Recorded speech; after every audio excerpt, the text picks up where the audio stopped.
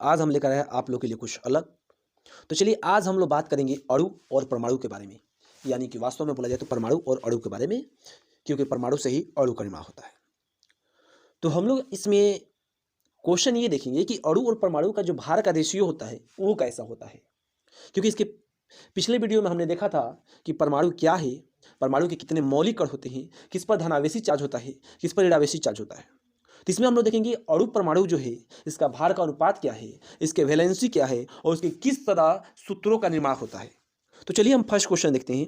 First question में क्या कह रहा है कि जल के एक अणु में हाइड्रोजन और ऑक्सीजन के भार का अनुपात होता है। तो सबसे पहले हमें जल का फॉर्मूला याद होना चाहिए। जल का फॉर्मूला होता है H2O। तो देखिए जल का फॉर्मूला H2O होता है। यदि हाइड्रोजन का परमाणु द्रव्यमान बात करें, यानी कि हाइड्रोजन के परमाणु का द्रव्यमान, तो इसका द्रव्यमान होता है कितना 1। लेकिन यहाँ पर ये 2 हाइड्रोजन है तो इसको 2 से मल्टीपल कर देंगे, तो यानी कि ये हो गए पूरे हमारे कितने 2। ऑक्सीजन कितना है, तो ऑक्सीजन है हमारे पास 1। इसका परमाणु द्रव्यमान होता है कितना, परमाणु संख्या की बात करें तो परमाणु संख्या 8 और परमाणु द्रव्यमान होता है इसका 16। कितना होता है 16। तो इसमें हम गुणा कर देंगे तो ये हो जाएगा 16। अगर इसको हम डिवाइड कर दें तो ये हो जाएगा 1:8, यानी कि ये ऑप्शन हो जाएगा हम लोग का कितना, ऑप्शन नंबर 3।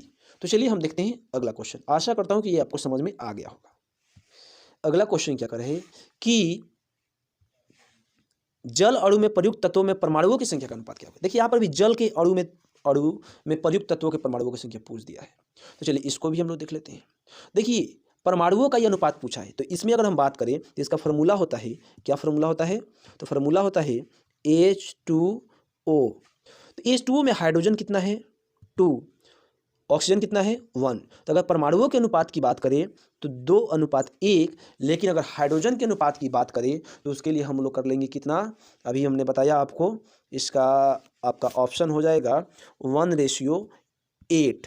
1:8 क्यों होगा, क्योंकि हाइड्रोजन कितने हैं हमारे 1, और इसको हम लोगों ने, क्योंकि यहाँ पर जल के अणु की बात किया है तो जल के कितने अणु है, तो जल के अणुओं की संख्या कितनी है 2, तो ये हो जाएगा 2।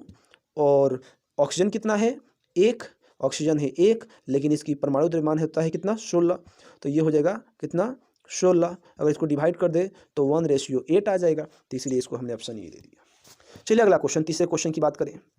कैल्शियम ऑक्साइड, देखिए कह रहा अगला क्वेश्चन कि कैल्शियम ऑक्साइड में कैल्शियम और ऑक्सीजन के परमाणु भार का अनुपात होता है। देखिए यहाँ पे कुछ मिसप्रिंट हो गया है, तो उस मिसप्रिंट पे हम लोग ध्यान नहीं दीजिएगा, क्योंकि मैं खुद उसको करेक्शन करके बता दे रहा हूँ। कैल्शियम और ऑक्सीजन के भार का अनुपात, देखिए कैल्शियम जो होता है ना, इसका परमाणु संख्या होता है 20। कैल्शियम का परमाणु संख्या कितना होता है 20। ऑक्सीजन का परमाणु संख्या होता है 16। अगर परमाणु द्रव्यमान निकालना हो तो लगभग ये दुगुना होता है, तो इसमें इसका परमाणु संख्या 8 होता है, इसको 2 से गुणा कर दीजिए तो ये हो गया 20 दूना 40 और ये हो गया 8 दूना 16। अगर इसको हम डिवाइड कर दें तो ये कट जाएगा 8 बार में, ये कट जाएगा 20 बार में, ये कट जाएगा 4 बार में और ये कट जाएगा 5 बार में, सॉरी 10 बार में, और फिर इसको हम काट दें तो ये कट जाएगा 5 बार में, ये कट जाएगा 2 बार में, यानी हमारा आंसर आ जाएगा 5:2, यानी कि इसका ऑप्शन हो जाएगा सेकेंड। चलिए अगले क्वेश्चन की बात करते हैं। हम लोग सबसे पहले ये देख लें कि परमाणु द्रव्यमान निकाला कैसे जाता है। देखिए परमाणु द्रव्यमान निकालने के लिए मैं कुछ फार्मूला बता रहा हूँ। ये फार्मूला तो सारे तत्वों पे लागू नहीं होते हैं, लेकिन अधिकतर तत्वों पे लागू होते हैं। अगर किसी सम संख्या, कैसी संख्या, सम संख्या का परमाणु द्रव्यमान निकालना है तो उसके लिए आप एक फार्मूला लगा सकते हैं, क्या 2 × n, क्या लगा सकते हैं 2 × n। लेकिन अगर वही विषम संख्या हो, कैसी संख्या हो, विषम संख्या, तो विषम संख्या के लिए आपको लगाना पड़ेगा 2 × n + 1। यदि देखिए एग्जाम्पल, ऑक्सीजन का परमाणु संख्या कितना होता है 16, तो 16 एक सम संख्या है, तो n की जगह 16 पुट कर दीजिए, तो 16 यहाँ पर अगर पुट कर देते हैं हम लोग, यहाँ पर 16 यदि पुट कर देते हैं तो 16 में 2 से मल्टीपल करेंगे तो कितना आ जाएगा 32, यानी कि 32 किसका परमाणु द्रव्यमान हो गया, ऑक्सीजन का। लेकिन वहीं यदि हम ले लें नाइट्रोजन, क्या ले लेते हैं नाइट्रोजन, यदि हम वहीं पर ले लें क्या नाइट्रोजन, तो नाइट्रोजन का परमाणु संख्या होता है कितना 7। अब ये 7 होता है तो 7 एक विषम संख्या है, तो इसके लिए विषम संख्या वाला ये फार्मूला लगाएंगे। कौन सा फार्मूला, ये वाला फार्मूला। तो यहाँ n की जगह अगर 7 रख भी देते हैं तो 7 में 2 से मल्टीपल करेंगे तो ये हो जाएगा 14, और 14 और एक ये हो जाएगा, जोड़ेंगे तो कितना हो जाएगा 15, यानी नाइट्रोजन का परमाणु द्रव्यमान 15 होता है। तो इस तरह आप लोग अधिकतर तत्वों का परमाणु द्रव्यमान ज्ञात कर सकते हैं, लेकिन सभी तत्वों का परमाणु द्रव्यमान इससे नहीं निकाला जा सकता, कुछ तत्वों का परमाणु द्रव्यमान आपको याद करने पड़ेंगे। चलिए अब देखते हैं अगला क्वेश्चन। अगला क्वेश्चन क्या कर रहा है अगला क्वेश्चन कर रहा है कि अमोनिया के एक अणु में ये नाइट्रोजन है, नाइट्रोजन एवं हाइड्रोजन के भार का अनुपात क्या होगा। देखिए सबसे पहले अमोनिया का फॉर्मूला होता है क्या, NH3। क्या होता है, NH3। तो नाइट्रोजन हमारे कितने हैं, 7। तो 7 दूना हो जाएगा, लगभग दुगुना हर उसको किया जा सकता है, दुगुना 7 दूना 14 हो जाएगा ये। और ये हाइड्रोजन का परमाणु द्रव्यमान होता है कितना, 1। तो 1 होता है, लेकिन 3 से इसमें मल्टीपल किया है तो इसको लिख देंगे कितना, 3। कितना लिख देंगे, 3। तो ये हो जाएगा 14:3, यानी इसका ऑप्शन हो जाएगा कितना, 3rd। चलिए अगला क्वेश्चन देखते हैं। CO2 में कार्बन, CO2 के एक अणु में कार्बन, ये कार्बन है, कार्बन और ऑक्सीजन के भार का अनुपात होता है। भार का अनुपात क्या होगा, 1:। तो देखिए कार्बन का परमाणु संख्या होता है 6। तो 6 दूना इसका हो जाएगा कितना, 6 दूना हो जाएगा आपका 12। 6 दूना कितना हो जाएगा, 12। और इसका हो जाएगा क्या, ऑक्सीजन का जो होता है कितना होता है, तो ऑक्सीजन का होता है हम लोग के पास 8। तो 8 दूना इसको कर देंगे 16। तो ये हो गया 16 और 2 ऑक्सीजन है, तो 16 दूना 32। कितना, 32। अगर इसको हम डिवाइड कर दें, 16 दूना 32 डिवाइड कर दें तो ये कट जाएगा 6 बार में, ये कट जाएगा 16 बार में, ये कटेगा 8 बार में, ये कटेगा 3 बार में, यानी कि 3:8 आ जाएगा। ये इसका ऑप्शन हो जाएगा ये।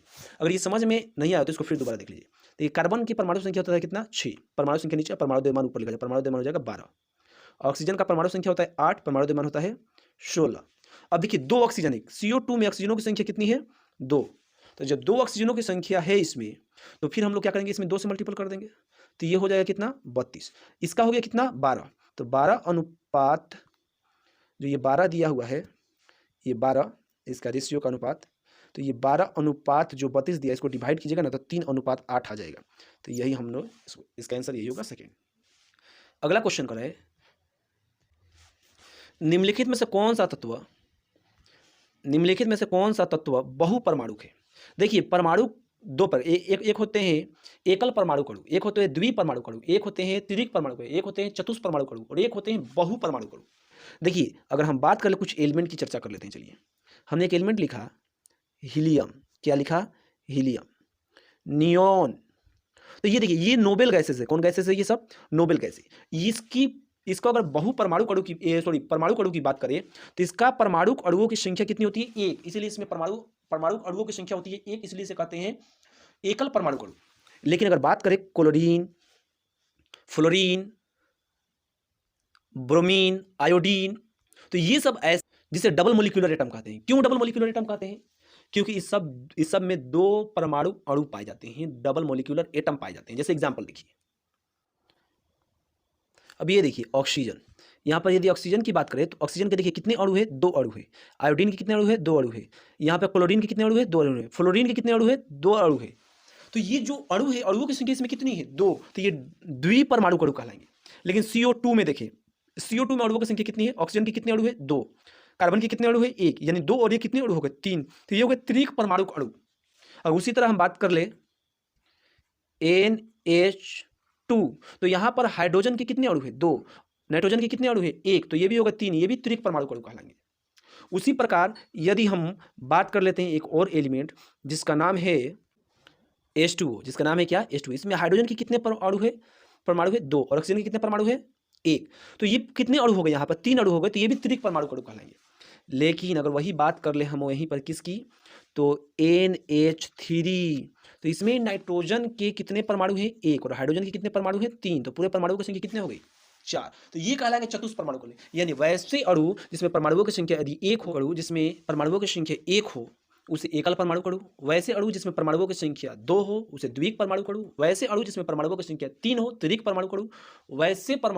वैसे अणु जिसमें परमाणुओं की संख्या 4 हो, चतुष्परमाणु अणु।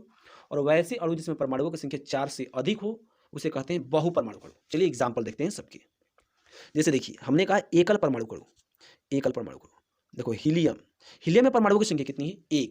तो ये एकल परमाणु अणु कहलाएगा। लेकिन यही पे हम बात कर दे कार्बन और ऑक्सीजन, यानी कार्बन मोनोऑक्साइड, तो इसमें परमाणुओं की संख्या कितना है, कार्बन का 1 और ऑक्सीजन का 1, यानी कि 2। तो ये कहलाएंगे डबल मोलिकुलर एटम, यानी कि द्विपरमाणु अणु। लेकिन अगर इसी को हम ऐसे लिख दें CO2 कार्बन डाइऑक्साइड, तो इसमें कितने हैं, कार्बन के 1 परमाणु, ऑक्सीजन के कितने परमाणु, 2। यानी पूरे परमाणुओं की संख्या कितनी हो गई, 3। तो ये कहलाएंगे त्रिक परमाणु अणु। लेकिन अगर इसी को हम ऐसे लिख दें CO3, तो ऑक्सीजन के 3 परमाणु हो गए और कार्बन के 1, यानी कि 4 परमाणु हो गए। तो ये कहलाएंगे चतुष्परमाणु अणु। लेकिन अगर इसी को हम ऐसे भी लिख सकते हैं, अगर ऐसे लिख दे क्या लिख दें, NH4, NH4। तो यानी कि इसमें क्या है कि हाइड्रोजन कितने हैं, 4, हाइड्रोजन के कितने परमाणु है, 4, नाइट्रोजन के कितने परमाणु है, 1, यानी परमाणुओं की संख्या कुल कितनी हो गई, 5, यानी परमाणुओं की संख्या जो 5 हो गई तो ये 4 से अधिक हो गया। तो ना ये एकल परमाणु अणु हुआ, ना द्वितीयक परमाणु, ना तृतीयक परमाणु, ना चतुष्क परमाणु, तो ये हो गए बहुपरमाणु। यदि कोई भी अणु जिसमें परमाणुओं की संख्या 4 से अधिक हो जाती है वो कहलाते हैं बहुपरमाणु। तो इसमें बहुपरमाणु अणु कौन सा होगा, तो बहुपरमाणु अणु हम अब कुछ और पढ़ लेने के बाद ही जांच कर पाएंगे। तो देखिए डबल मोलिकुलर एटम कौन कौन से होते हैं, सबसे पहले देख लो।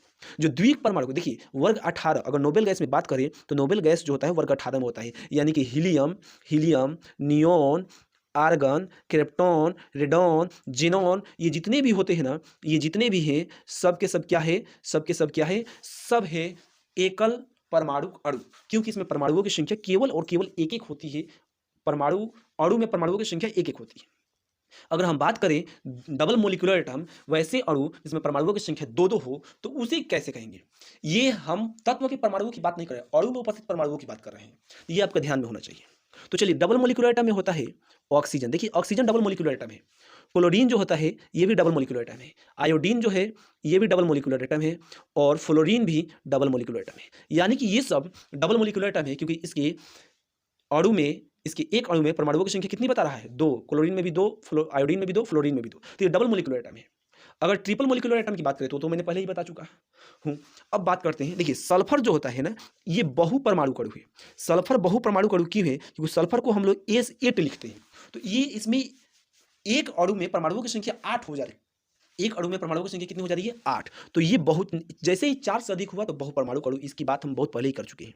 तो ये बहुपरमाणु अणु होगा। फास्फोरस का होता है P4, तो P4 होगा तो ये चतुष्परमाणु अणु हो जाएगा। क्लोरीन का होता है, मैंने अभी बताया, Cl2। उसी प्रकार यदि ऑक्सीजन की बात करें तो इसका होता है O2। तो यानी कि करेगा बहुपरमाणु की, तो बहुपरमाणु यानी 4 से अधिक, तो 4 से अधिक केवल किसका हो रहा है, सल्फर का, तो इसका ऑप्शन हो जाएगा फर्स्ट। चलिए अगला क्वेश्चन देखते हैं।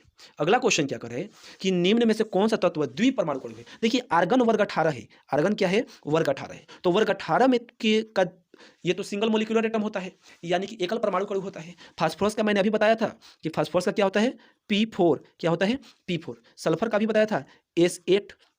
हमें किसका मालूम करना, ऑक्सीजन का।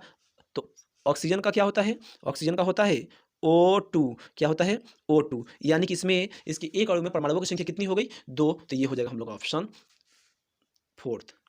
अगला क्वेश्चन क्या कहते हैं, निम्नलिखित में से कौन सा तत्व द्विपरमाणु नहीं है। तो देखिए हाइड्रोजन भी द्विपरमाणु है, क्योंकि हाइड्रोजन को H2 भी लिखते हैं हम लोग।